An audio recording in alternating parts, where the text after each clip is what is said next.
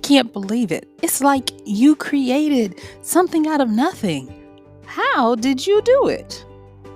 I saw an opportunity and I took it. Hey, this is MichelleSpiva, your practical priestess of wisdom, and I want to welcome you to today's podcast of Wisdom Smack. So you know the drill if you've been listening, and if not, come on with me till the next part as we get into, guess what? Life skills training today on how to have an eye for opportunity. Oh yes, I will see you on the flip.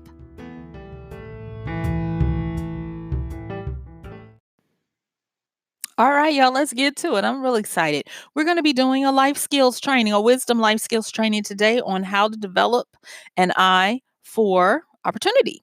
All right, so off the bat, let's get into it because we're not going to be here today all day with this, but we're going to be better for it. First thing I want to let you know is opportunities are coded, just like heist from the other day.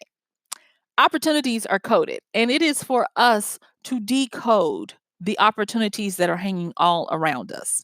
Okay, so just know this. And there are a few people who they don't really have to work at this and they can just see the stuff. But for the rest of us, it's going to take some time. So some of the ingredients that you need for starting to develop your wisdom skill of seeing opportunity is that you're going to have to embrace concentration. And I will say, that concentration is a muscle that must be built. You cannot outsource it. You cannot just claim it. Yeah, you can claim it, but you then have to work on building it. Okay. Just like weight loss, can't nobody else do it for you but you. All right. So let's get into some of the things that you will use to be able to see opportunity. Okay. So I want to kind of channel one of my I don't want to call him my favorite, but he is a fun, fictitious character that I like for modern day. And his name is Robert Langdon from the Dan Brown series, The Symbologist. And I I'm not going to say he's as great as Sherlock Holmes, but when Robert Langdon came on the scene in a big way, because he had been in a few books before Da Vinci Code came out, but when he came out in Da Vinci Code, people kind of like had the same feeling that the folks had when Sherlock Holmes was introduced, because he looked at his world in a different way. Whereas Sherlock Holmes was all about deduction and deducing things, including behaviors based on what he saw. Robert Langdon looked at his world by symbols and what the symbols, the contents and the messages, the hidden messages of what the symbols were. So, like I said before, we moved from the 19th century to the 20th century where Sherlock Holmes was looking at the symbols of what was there that people missed on the everyday, person. And then Robert Langdon was looking at what was there that the everyday person missed, but through code. And so to me, it was showing an evolution of how opportunity is presenting itself. It's getting more savvy because we are getting more savvy. Thank goodness. All right. So there's this book that I have mentioned on previous podcasts called How to Read Literature Like a Professor. And in the book, the professor talks about three things that he uses for doing this. And that is, he uses patterns, he uses memory, and he uses symbols. And I like that, how he broke it down. So I'm going to share it with you quickly. I encourage you to get the book. Don't forget, use our link. Use our link, you guys, and go get the book. But one of the things that he talks about with patterns, memory, and symbol is this, that when he looks at patterns, he looks for anything that's recurring in the context, in the literature itself. And it doesn't have to be on the nose exactly the same. But if a writer is putting something in that is repeating itself, recurring, showing itself up in different ways, whether it be a concept of denial, or a concept of shadows or whatever it is, he looks for that. And I'm going to tell you again on this podcast, seek and you will find. That is one of our credos. Seek and you will find. So Then with memory. Now, memory helps a lot with the other two. And what he talks about is having a database to pull from. And I'm going to tell you guys as well, when you start to develop an eye for opportunity, the larger your database of memories and information that you can pull from, the better you're going to be able to spot an opportunity. Let's just face it, you have to have a wider and deeper database. That is why you want to get information in your specialty as well as in the generalities of things. Check out the podcast on a hedge fox that we did a little while back, where we talk about how in today's world you are expected to be able to go deep on a subject.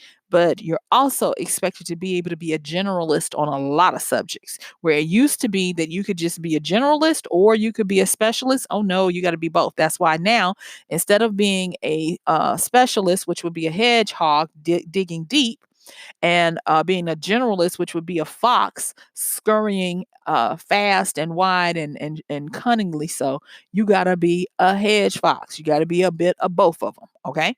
So, with the way this book talks about memories, he is talking about going into his repository of other books and experiences to pull from to see, is there something in his database that reminds him of what's going on in this work?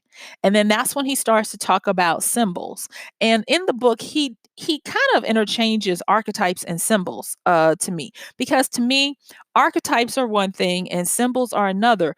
And you can archetypes are not necessarily symbols, but to me, symbols can be archetypes. I know that might sound confusing, but just bear with me. So, with a symbol is a code to represent something. So, if you see a picture of a cat, well, excuse me, if you see CAT, that is code for a cat. All right. Likewise, if you see, sometimes people just put, nowadays when they're writing in emojis and symbols like that on the keyboard, they might put the two little upside down hats. That's the one. If you do a shift on the number 6, they'll do like that, and then they'll do a little line and then another one that means a cat. I didn't know that until I had to learn it, but it's new code.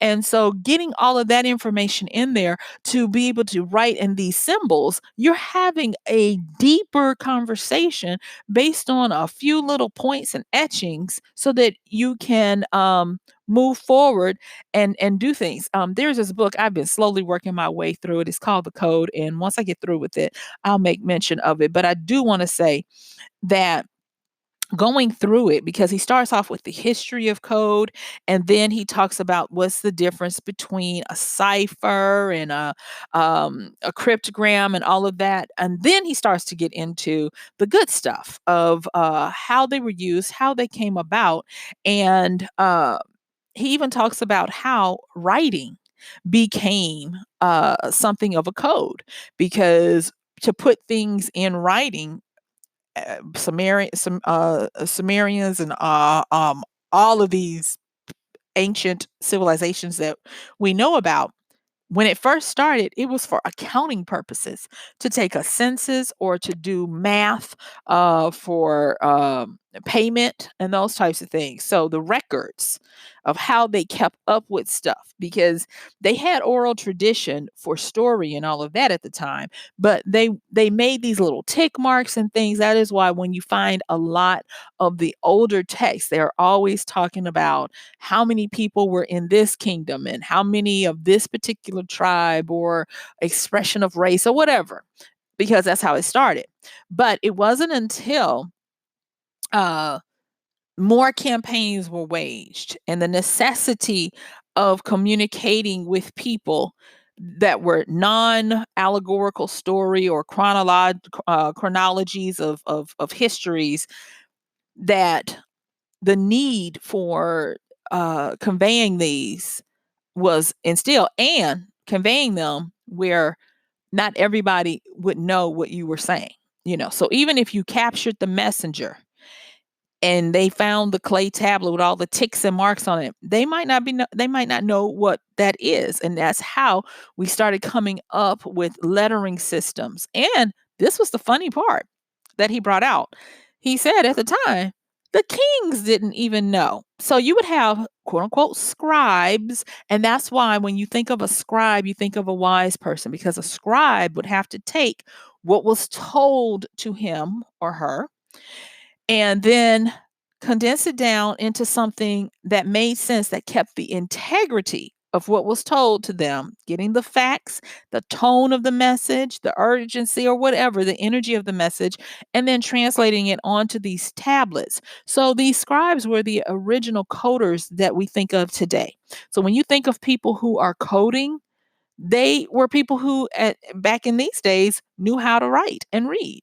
And so when you would send these messengers, they would deliver the information, and if they were the scribe or the scribe was with them, you would easily have scribes putting messages to other scribes in the document, so that you might have like, okay, so the king says that he can send this many troops if you send this much money, but he can only do it next fall, because they have to wait to harvest. And then the next line might be, and I hope this message finds you well, and that your wife and daughter are doing well. Do you guys plan to come over? Blah blah blah. So they would have like interactions like that because they were the only ones that knew what this stuff was, and so they would send it to each other.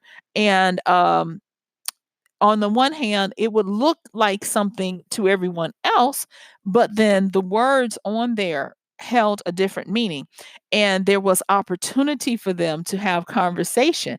And only that other person who knew how to read that message would see what the quote unquote message was to them or somebody else. Okay. So I hope you're starting to understand that having an eye for opportunity is when you need to have something out of necessity. It came not out of trying to be sneaky, conniving, or whatever, but it was a natural progression of how to do more efficiently and effectively, and also how to make good use of an opportunity. So this scribe has a friend over in the next city. Maybe they were trained together by the same person, teaching them both to scribe.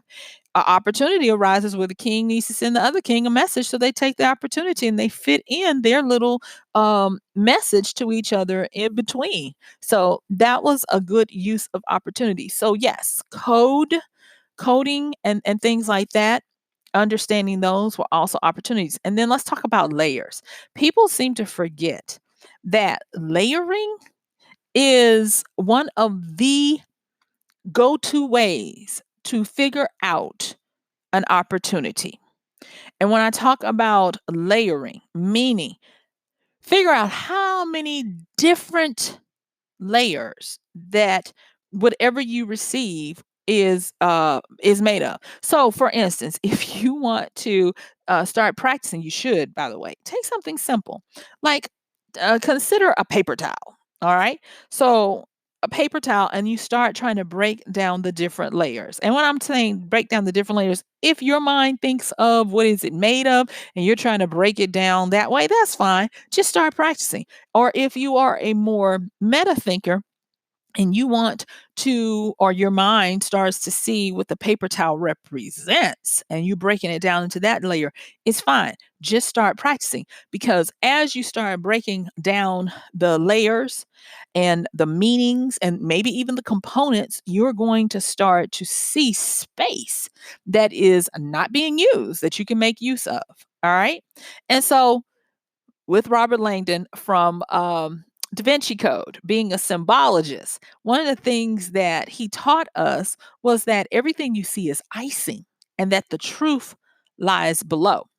And when I started considering that, I got really excited because, of course, yes, Sherlock Holmes, great guy to be able to observe and deduce. And he would study all of the different movements, and he would supposedly be able to tell you what you were doing based on what you did. And just a side note, shout out to to hypnosis and even mesmer back in the day, even though, it was wrong what Benjamin Franklin and them did to him, setting him up that way. If you don't know what I'm talking about, go Google it. We don't have time to go off in that bunny trail. But uh, shout out to the people who came up with intense observation to be able to see the little micro movements of what people did that would give them another layer of understanding, because we were able to take that and build on it. Now, another thing about opportunity is that there are some people who exploit it and there are some people who expand it.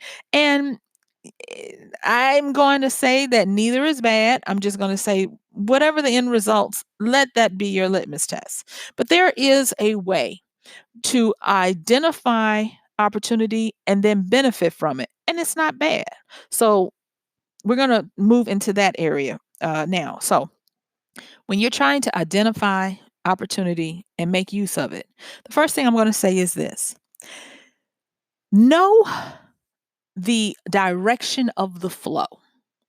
And when I say direction of flow, if you want to start with where is the action, where's the energy of something, how is it flowing, or what is it going toward or coming from, just by even positioning yourself to look that way, you're going to learn a lot. Let me give you an example. Okay, I have a treadmill. All right. It's a static piece of equipment, and it is here to help me exercise my body and keep me in hopefully good health, right? So if I am looking at the flow of my exercise equipment here, now y'all bear with me.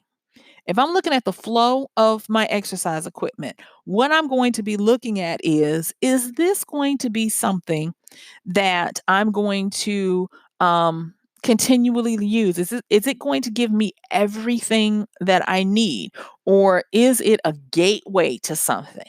And for the most part, people use treadmills as a gateway to something. I do. I use treadmills for my cardiovascular health and to help me in my anaerobic health, weightlifting, and those things to keep tone. Um, and just by pausing to look at that, and trust me, this is just a first layer. I could go down and down and down, and I could even end up to where a treadmill is should be a gateway because it's a misuse if I only use it because of its circular function and never getting me to another place. And then I can bring in the hedonistic treadmill, and then I can bring in so many different things. I can even bring in the idea of the wheel of life, the wheel of fortune, the world, and all of those types of things, and so many different meanings and symbols and all of that, so that I could be able to start to understand the flow of something. This is how a lot of people are able to construct and deconstruct things. Now, learning the flow of something takes time. Let me give you another instance. I'm going to have to give a shout out to Netflix. They have a series that it highlights. It's called Broken. Is the name of the series, and it highlights four different industries. And in one of the industries, I was not familiar. The others, I had a little more knowledge, but this one I just didn't. I knew of it, but not anything about it. And that was the vaping, VAPing, vaping industry, the movement away from cigarettes to now the vaping mist. And right there, you can see a flow. You can see where we moved from a paper tube with a rudimentary, I guess, way of intake of nicotine. Okay, so we moved from that to an electronic cigarette. So, like I said, right there, we went from manual to technical. So there's a flow there. So, but then we moved, not we, but that industry moved from electronic to now software or user interface friendly. Think of when you had human computers, then they moved to the IBM big computers with punch cards, but you still had to know code, Fortran, COBOL, and C plus plus, and all of that.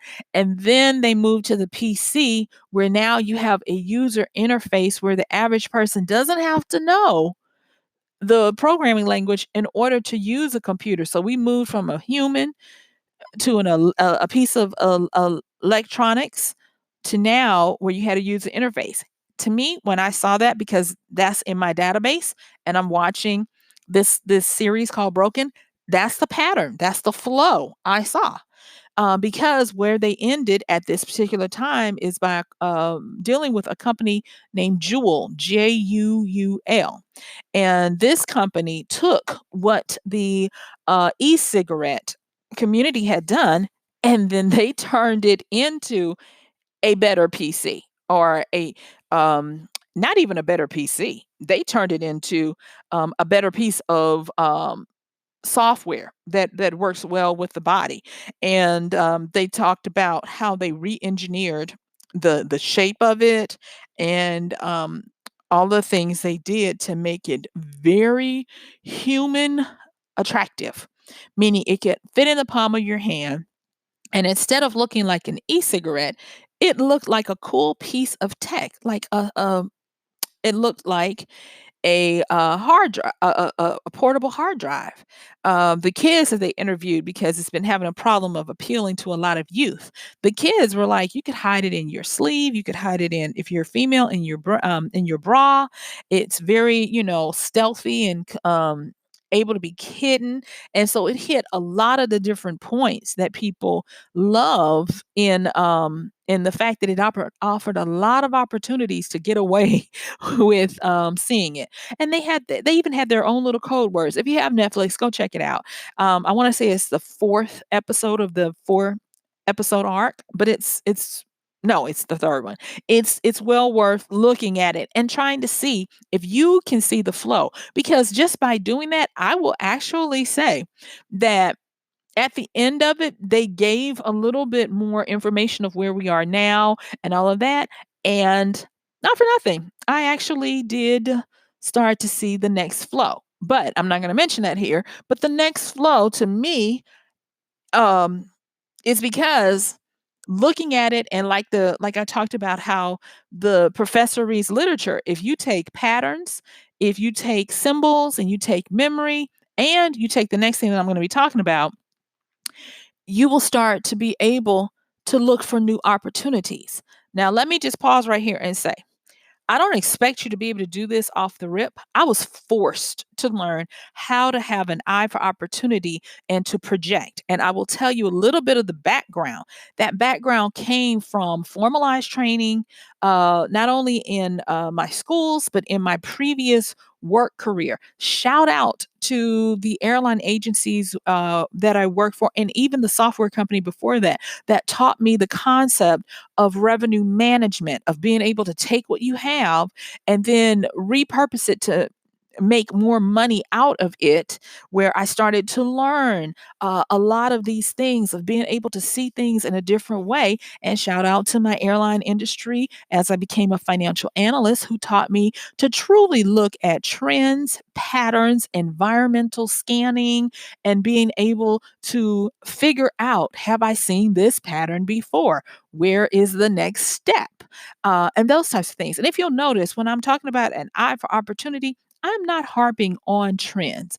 A lot of people put a lot of their decision making on the trends. And I need to remind you that yes, trends are very helpful, but they are helpful for historical value.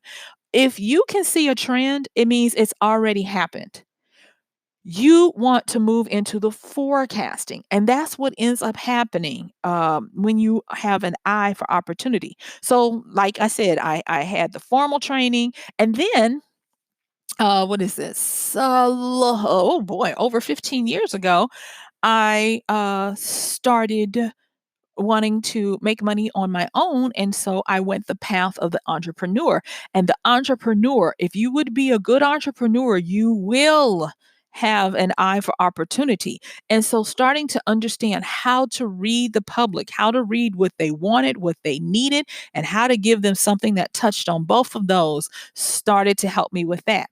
And now, so going back into this life skills training of developing this eye for opportunity, now that we can start focusing on the direction of flow, meaning if you see something happening, do what the professor did. Check your database. Does this remind me of anything? Look for patterns. Is this recurring? Am I seeing this over and over again? Or even, has this happened before? I'm just going to give you guys a quick little insight on the jewel example from the Netflix special.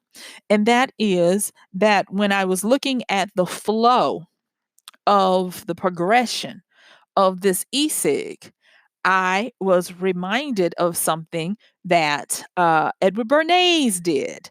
And looking at what happened on his next step gave me a pretty good clue of how another opportunity could happen for that. That's all I'm going to say about that, because I don't want to get in trouble with anybody. And I want to kind of like give you an option to go figure out if you can do it too. And you could come up with something, because guess what? What I can see for an opportunity might be something different than what you see. And that's the wonderful thing about having an eye for opportunity. And it's part of that element of what's in your database. If you're like, I am not seeing opportunity, that might be an indicator that you need to put more stuff in your database. You need to do more research, more reading, have more exposure. And actually, this is a big one. Don't have a local understanding. Never forget to have a local understanding, but you need to understand what is a local view, a national view wherever you live, and then a global view or even a regional view. Okay. So the next thing is when we are looking for these eyes, for developing an eye for opportunity, knowing the direction of the flow. And I'll say this, that the direction of a flow uh, could mean that anything that is developed goes through phases of contraction and expansion. And you need to figure out if this is a contraction or if this is an expansion.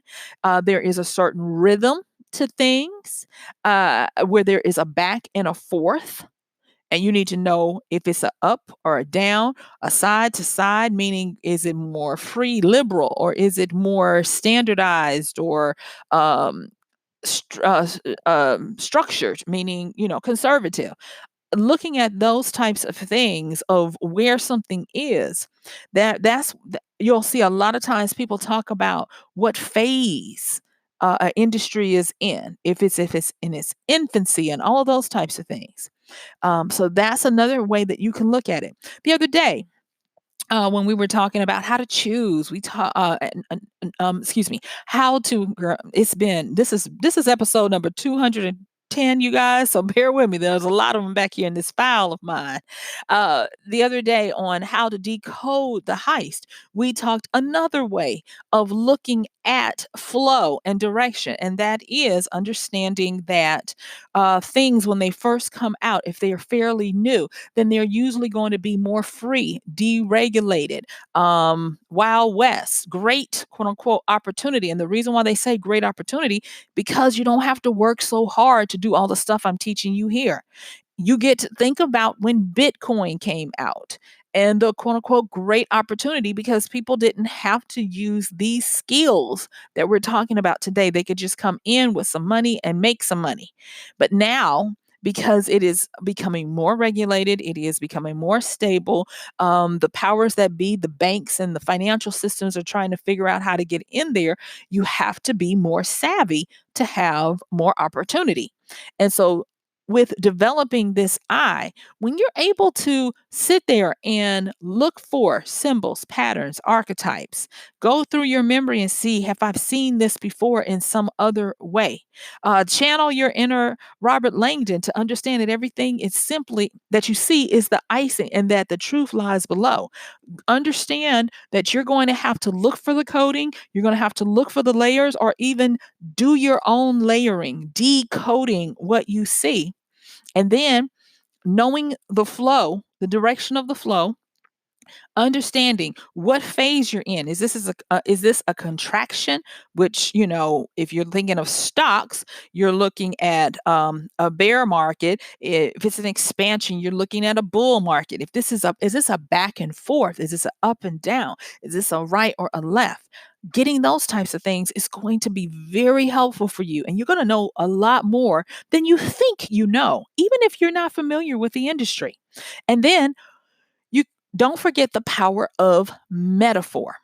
Metaphor is how we learn. We take what is called a periphery, meaning that we move out from the center outward in trying to understand our world. That's why the pebble drop and the ripples on the water is such a great metaphor for a lot of things in life, so that we understand that and we understand that flow and how more expansive it becomes as it moves away from its source. So that's going to be, yes, another way of looking at it. Let me say a little bit about metaphor and simile in understanding opportunity. So, say for instance, everybody is using something and you want to see, is there an opportunity? One of the things that you can do, so say for instance, you don't know about any patterns, archetypes, symbols, none of that kind of stuff, but your itching gut is telling you, itching gut, that would sound like an illness. Anyway, your gut is tingling and you know there's an opportunity to be had. You can take the use of metaphor and simile to start wrecking up some stuff. So when we talk about simile, and please excuse me if you already know what this is, but for those who might not, I'm going to just say simile is when you use words like kind of and like. It's where you are making a connection. So to me, simile is going to be the easiest, because what you're doing is you're using an established known to describe or explain an unestablished or a hidden known, or hidden opportunity, I should say. So if you're trying to figure out something and you're like, well, I guess it would be like. That's going to be a simile. That's going to be like when the professor was talking when I was telling you about how the professor talked in his book of how to read literature. That's going to be part of memory, where you go into your memory, go into your database, you look and see if there's anything that reminds you of this. Is there anything like this?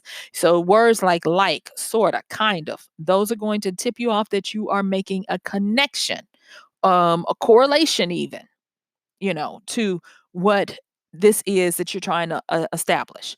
But then the metaphor is going to be where it is something else. So if I say that raindrops are tears, my tears were the raindrops on the paper. That is where one thing is another.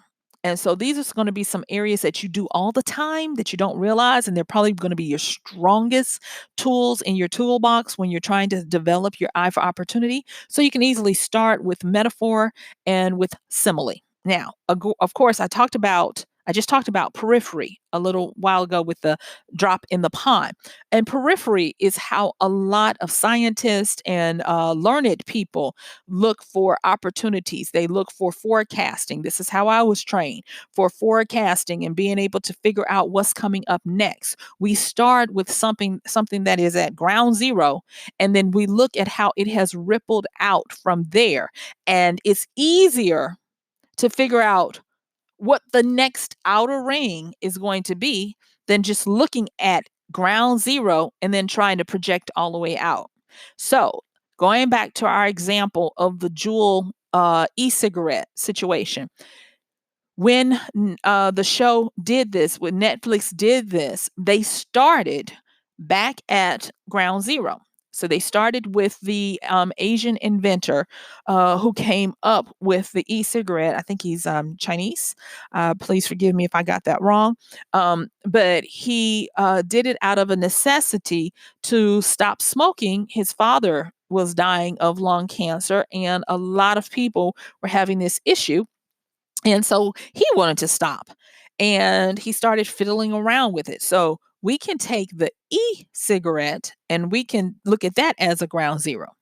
But there was a brilliant thing to what Netflix did, or whoever put this together for Netflix, was that they didn't go to this iteration. They went a step backward and they looked at the popular cigarette. So, believe it or not, the cigarette at this particular instance is going to be where the pebble drops into the water. The ripples out could be your chewing tobacco, it could be your patches and all these kind of things. And we learned that the e-cigarette was developed to help people get off of this. And I just thought about this, you guys. Please forgive me for head hopping, but when I was talking about the flow of a thing, and when we were talking the other day about how to decode a heist, I also talked about how inventions and technologies move. And usually you will have a technology that moves from a need for the disenfranchised, for the poor, or for children, and how it will move into mainstream commercial use or use for the affluent. Okay. So the same thing is happening with this device. So um it moved from being something that people could use for smoking cessation to now it's being used by people of means who uh want to be able to present as if they're a non-smoker, because this jewel is so sleek. It, like I said, it looks like a little external hard drive, something software related. It can be hidden in the hand. There's a way that if you pull on it and you hold it in, when you release it, you don't even see the vapor. So you could be sitting right in the middle of a no smoking restaurant getting your fix of this thing and nobody would be the wiser. So anyway, there's a lot of things that you can see with how the flow of this happens and how looking at this through the ripples. Okay, so you have the cigarette, then you have the e-cigarette, and then the ripples further out become the jewel. And then trust me, there are going to be more ripples out now because of the bad press it has gotten recently for some deaths and all of this other stuff. So there's more and more and more that you can see by just following the flow of something and looking at it from a fringe standpoint of what's the next natural iteration. Now, will you always get it right? Nope. But you'll never know if you just sit on the sidelines and don't take a chance. And then the last thing that, well, not the last thing, a few last things that I want to cover with how to start developing your eye for opportunity is to look and understand micro and macro. I talked a little bit about that before. Micro is going to be the details, the small, the individual. Macro is going to be the larger. It's going to be the group, the environment, the big idea. And so when you're trying to look for an eye for opportunity, start practicing and identifying ways that you can approach the opportunity from a macro level and a micro level. The next one is cause and effect. For every for every cause, there is an effect. Or even thinking of it as action and reaction. For every action, there is a reaction. If if you take in a breath, that's your action. Then the reaction is once the lungs have taken out what they need for the body to use, the reaction is the release of carbon dioxide. For every cause, there is an effect. Too many times when I was having to learn how to do my job well for a corporation, too many times I was looking at actions and confusing them for something else. Meaning that I would look at an action and I would just say, okay, they're doing this. And then my manager would be like, why? And I was like, I don't know. And he was like, for every action, there's a reaction, and for every cause, there is an effect. And he drilled that into me to where I had to start understanding people. And I'll just give you, for instance, um, I was at the time I was doing sales pricing and forecasting for flights at the time, and I was starting to see an uptick in a place that I wasn't aware of, and why were people buying this? Lo and behold, I didn't realize that. I just thought, oh, they must be doing some marketing to get people there. That was true. But when I started going and searching for what kind of marketing was going to happen, there was a new concert happening. Coachella, anyone? Okay. So, um, I didn't realize that I had to stop just identifying what's happening in the now and be willing to figure out what had to happen for this to happen now. And you can easily do this. So if you see something happening now, just like the jewel kind of thing, go back and see what had to happen for everybody to be willing to have these little um, software looking sticks that offer the same amount of a pack of cigarettes a day, the cartridges. And you'll start to see that. You'll also start to see when you look at it that there is nothing new under the sun and that there is a flow from what is meant for adults will flow to children because of the taboo effect, and on and on and on. So there's a lot to be said for understanding action and reaction, cause and effect, micro and macro. So like if we take that same example of Jewel, if you want to look at the macro, because I believe the Netflix documentary did a really good job on looking at the macro, but on the micro level, they touched on it, but they didn't go deeply into it. And so the micro level, remember, that's going to be the details, the small, the individual. And then there will be opportunities that you can see to affect the individual. And I'll just say it outright. There is a gaping opportunity for somebody to work with parents of children who are addicted to these jewel cartridges. A gaping one. And that would be on the micro level because it's a small, it's the immediate, it's the individual, and it's, I believe, an untapped market. So there's that. Then the next one, and like I said before, I'm not trying to give you too much because I do need to give you a wrap up on this and not have your head spinning. The next one is derivatives. Now, I remember I did a training course called Story Rescue a few years ago on how to teach people to take existing plots and story ideas and then turn them into a derivative where they become a twist on the established story.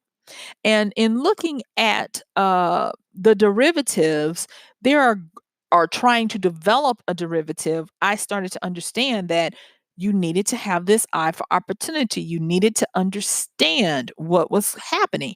And one of the best ways that I learned to teach people how to develop their own derivatives of something was to start with the known and expand it out into what would be a high concept of something that people realize and is established with an engaging twist. And just as simple as that, a derivative, taking something that is known and putting an engaging. And when I use the word engaging, it has to be something that they can connect with. It may be in the form of a person or a brand, uh, something that they can attach to.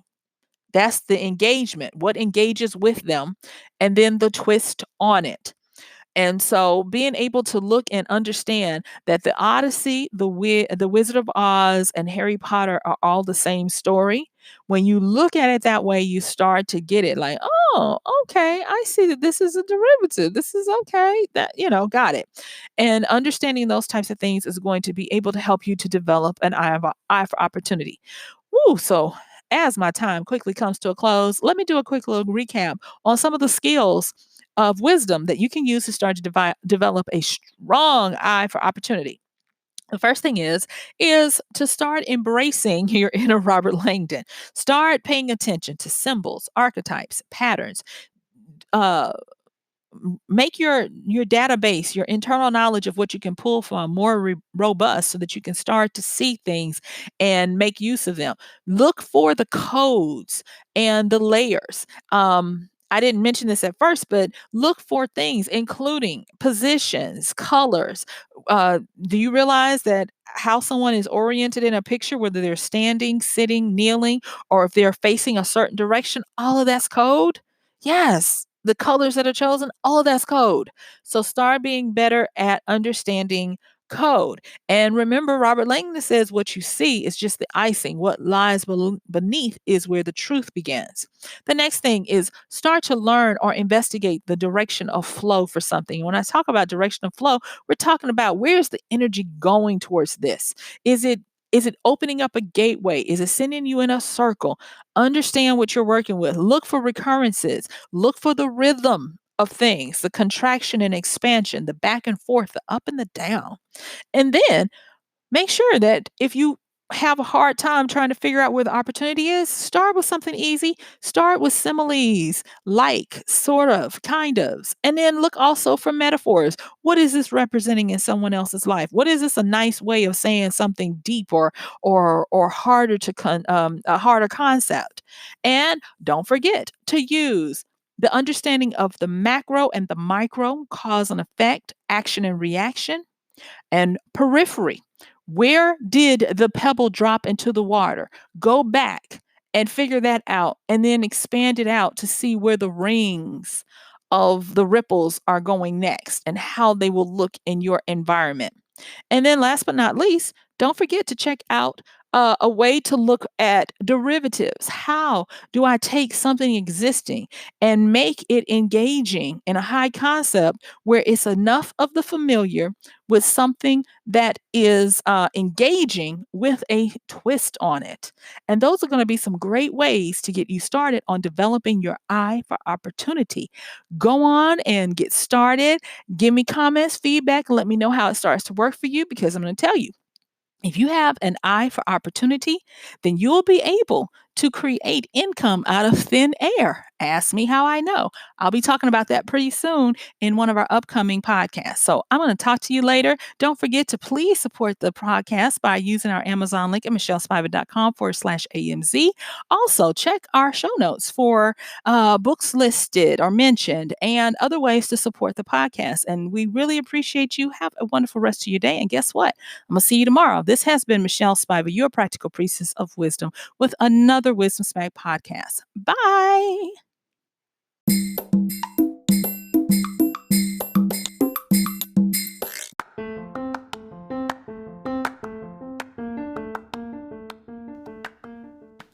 And that's going to do it for today's podcast of Wisdom Smack with Michelle Spiva. If you like this podcast, please help us get the word out. Like, comment, subscribe, and even share. And if you really like it, please help us continue to get the word out by considering using this show's link for Amazon. So when you want to go to Amazon and you do all of your general shopping, please use MichelleSpiva.com/AMZ. It's simple as that. It doesn't cost you anything extra, and this show might receive a little bit of commission that will go towards helping to further get these episodes out to you and to others. So thank you so much for listening. This has been Michelle Spiva with Wisdom Smack. Bye.